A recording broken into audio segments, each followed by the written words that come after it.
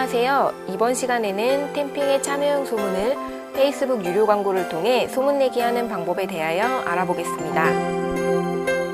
페이스북 유료 광고는 본인이 광고비를 지출하면서 나의 캠핑 포인트를 쌓는 것이니만큼 캠핑 포인트를 버는 것보다 페이스북 광고비가 많아지지 않도록 조심하면서 차액을 남겨야 합니다. 캠핑 참여용 소문은 고객 연락처가 접수되고 소문주와 상담까지 완료된 이후 포인트가 지급됩니다. 따라서 페이스북 광고를 통해 접수된 연락처도 소문주의 유무효 처리를 거쳐서 실제 인출 가능 포인트가 되는데요. 페이스북 광고비 예산을 정할 때는 유효 승인율까지 충분히 고려한 소문 단가에 맞추어 광고를 집행해야 합니다. 예를 들어 소문 단가가 11,000원인 소문이 80%로 유효 승인이 된다고 가정하면 페이스북 광고비는 최대 8,800원을 넘지 않는 선으로 집행해야 역마진 발생 가능성을 줄이면서 캠핑 포인트로 수익을 올릴 수 있습니다. 페이스북 광고는 시간을 절약하면서 더 효과적인 소문내기를 할 수 있지만 카피라이팅에 따라서 효과가 차이 나는데요. 따라서 초보 마케터보다는 캠핑 소문내기 경험이 다양한 중수 이상의 마케터분들이 사용하면 좋습니다. 그럼 지금부터 페이스북 광고하기에 대해 알아보겠습니다. 페이스북 광고를 시작하기 위해서는 해외 결제가 되는 신용카드가 준비되어 있어야 하는데요. 비자나 마스터카드가 있다면 페이스북 광고를 할 수 있습니다. 또한 페이스북 광고는 페이스북 페이지가 있어야 할 수 있는데요. 페이스북 로그인 후 우측 상단의 작은 삼각형 모양을 클릭하면 페이지 만들기 메뉴가 있습니다. 클릭하면 누구나 무료로 나만의 페이스북 페이지를 만들 수 있는데요. 페이지 만들기를 들어오면 먼저 페이지 유형을 선택할 수 있습니다. 유형별로 페이지의 성격이 달라지니 관련 자료를 확인한 후에 페이지를 만들어 보세요. 페이스북 페이지를 만들었다면 우측 상단의 삼각형 메뉴를 클릭하고 광고 만들기 메뉴를 선택합니다. 그럼 페이스북 광고 관리자 메뉴가 나오는데요. 캠페인 목표 설정부터 시작해 보겠습니다. 페이스북은 인지도, 관심 유도, 전환이라는 3개의 마케팅 목표에 따라 원하는 방법으로 광고를 설정할 수 있는데요. 오늘 진행할 소문은 관심 유도를 목표로 하고 트래픽과 참여, 동영상 조회 등의 메뉴 중에서 효율이 가장 높은 방법을 선택하는 것이 좋습니다. 여기서는 참여를 선택해 보겠습니다. 참여는 게시물 또는 페이지를 조회하고 참여하도록 유도하는 광고를 말하는데요. 댓글, 공유, 좋아요 등이 포함됩니다. 페이스북의 참여란 게시물의 참여를 유도한다는 뜻으로 캠핑에 참여한 소문과는 다른 개념이니 혼동하지 마시길 바랍니다. 참여를 누르면 하단에 게시물 참여, 페이지 좋아요, 이벤트 응답이 있는데요. 게시물 참여를 누르고 광고 계정 설정 버튼을 눌러 진행해 볼게요. 만약 광고 계정을 설정한 적이 없다면 계정 정보를 입력하라고 나오는데요. 광고를 집행할 대상 국가와 결제 통화를 선택하는 메뉴입니다. 계정 국가는 대한민국으로 설정하면 되는데요. 통화와 시간대가 맞는지 확인하고 계속을 누릅니다. 다음으로 광고 세트 설정에서 타겟을 설정해야 하는데요. 타겟은 광고를 노출할 대상 범위를 선택하는 것으로 연령과 성별 등을 한정해 광고를 집행할 수 있도록 도와줍니다. 먼저 광고 세트 이름은 캠핑 테스트라고 임의로 설정해 보겠습니다. 위치 항목은 이 위치에 모든 사람이라고 하면 외국인도 포함될 수 있기 때문에 이 위치에 사는 사람으로 선택합니다. 그리고 위치는 영어로 코리아라고 검색해서 사우스 코리아를 클릭해 주세요. 이번 시간에 광고할 소문은 초등교육과 관련된 소문이라고 가정하고 타겟은 엄마로 맞추어 연령대를 34세에서 45세로 그리고 성별은 여성으로 설정해 보도록 하겠습니다. 언어는 한국어로 입력해 볼게요. 상세 타겟팅에서는 초등학생 자녀가 있는 부모를 선택해 보겠습니다. 이처럼 인구 통계학적 타겟 설정이 가능한 것이 페이스북 광고의 장점입니다. 또한 소문에 맞는 관심사를 찾아서 넣으면 소문내기 효과가 더 좋은데요. 초등교육처럼 소문 콘텐츠와 관련 있는 키워드를 검색해 매칭시켜 소문내 보시기 바랍니다. 노출 위치의 경우 자동 노출 위치로 두고 넘어가시면 되는데요. 만약 노출 위치를 수정할 경우 기기 유형에서 모바일과 데스크탑 중 하나만도 선택 가능합니다. 단, 이 경우 도달률이 낮아져 목표 달성이 어려울 수 있다는 점 참고하세요. 플랫폼 항목에서는 페이스북, 인스타그램, 그리고 오디언스 네트워크의 노출 여부를 정할 수 있는데요. 이 중 오디언스 네트워크는 페이스북의 하위 매체에 내 광고를 노출시키는 것입니다. 인스타그램과 오디언스 네트워크를 모두 체크하고 광고를 진행하면 광고 단가가 낮아지고 더 많은 사람들에게 노출되는 효과가 있는데요. 만약 최적화된 타겟팅을 원할 경우에는 광고 단가가 높아지더라도 인스타그램과 오디언스 네트워크를 체크 해제해도 됩니다. 다음은 예산 및 일정인데요. 예산 및 일정은 자유롭게 설정할 수 있습니다. 광고비는 최소 1,000원, 일정은 최소 1일부터 집행 가능한데요. 광고비를 많이 책정할수록 도달 범위가 넓어집니다. 예산은 일일 예산과 총 예산으로 나누어서 설정할 수 있고, 일정도 오늘부터 계속 게재할 것인지 시작 종료 날짜를 설정할 것인지 선택할 수 있습니다. 세부 옵션을 보면 입찰 금액 역시 자동과 수동으로 선택할 수 있는데요. 자동은 페이스북에서 자동으로 참여당 과금액을 설정하는 것이며, 수동은 내가 정한 금액으로만 광고비가 지출되도록 설정하는 것입니다. 처음에는 자동을 추천드리고, 만약 수동으로 해야 할 경우 추천 입찰가보다 같거나 높은 것이 좋은데요.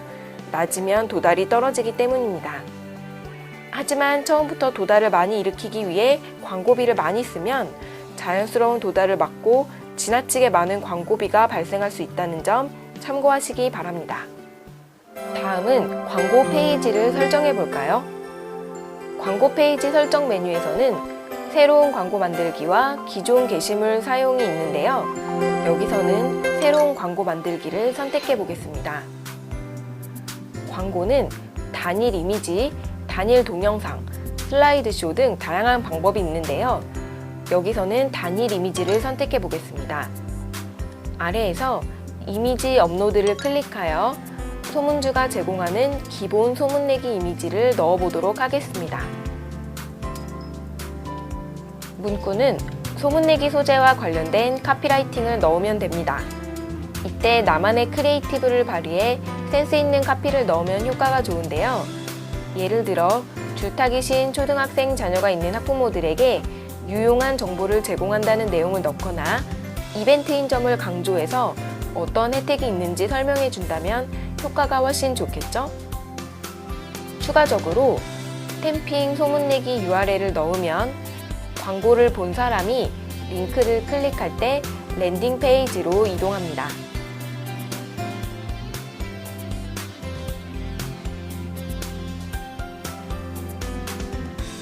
행동 유도는 버튼 없음, 더 알아보기, 메시지 보내기, 지금 구매하기 등이 있는데요. 특별히 필요한 경우가 아니라면 버튼 없음을 선택하세요. 마지막으로 모든 항목을 맞게 입력했다면 우측 하단의 확인 버튼을 클릭해 광고를 집행합니다. 아직 페이스북에 결제 수단 등록을 안 한 분은 이때 결제 정보를 등록하고 계속 버튼을 누르면 최종 완료가 됩니다. 지금부터는 집행한 광고의 효과를 측정하는 방법을 알아볼 텐데요. 먼저 모바일 폰에서 플레이스토어나 앱스토어를 통해 페이스북 광고관리자 앱을 다운로드 받아주세요. 앱을 다운받고 접속하면 내가 집행한 광고 캠페인을 바로 확인할 수 있습니다. 내가 소문내기 한 컨텐츠가 얼마나 반응이 좋은지 확인하려면 광고를 복제해서 타깃을 각각 다르게 설정하면 되는데요. 페이스북 광고관리자 메뉴에서 내 광고를 복제해 보도록 하겠습니다.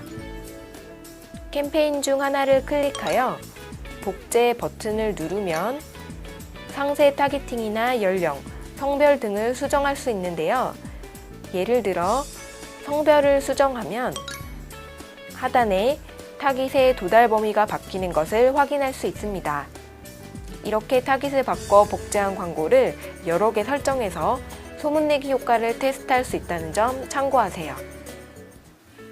이번에는 페이스북 광고를 더욱 효과적으로 만드는 랜딩 페이지 제작에 대해 알려드릴게요. 조금 전 페이스북 광고 페이지를 제작할 때 문구에 소문내기 URL 삽입을 통해 랜딩 페이지로 유도하는 방법에 대해 알려드렸는데요. 이렇게 템핑의 소문내기 URL 링크를 통해 기본 랜딩 페이지에서 접수를 받을 수도 있지만 내 블로그에 직접 나만의 크리에이티브를 발휘한 랜딩 페이지를 제작해 접수를 받으면 효과가 좋습니다. 먼저 내 블로그에 접속해 컨텐츠를 홍보하는 글을 작성합니다. 물론 카피라이팅이 중요하겠죠? 과장 광고를 하지 않도록 주의하면서 고객들이 원하는 정보가 매력적으로 드러나게 작성해 주세요. 다음으로 입력 폼 퍼가기를 해볼 텐데요. 템핑 홈페이지에 접속하여 소문내고자 하는 컨텐츠를 클릭합니다. 파란색 상담 신청하기 창에 보면 입력 폼 퍼가기가 있는데요. 클릭해 볼까요?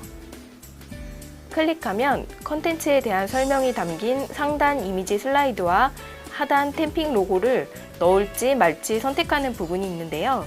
원하면 포함해, 원하지 않으면 미포함에 체크를 하시면 됩니다.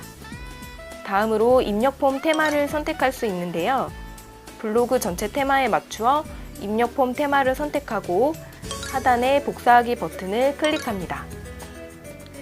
다시 블로그로 이동하면 기존에 작성한 포스팅이 있는데요. 본문 내용에 바로 입력 폼을 넣는 것이 아니라 HTML 코드로 바꾸어 붙여넣기 해야 합니다.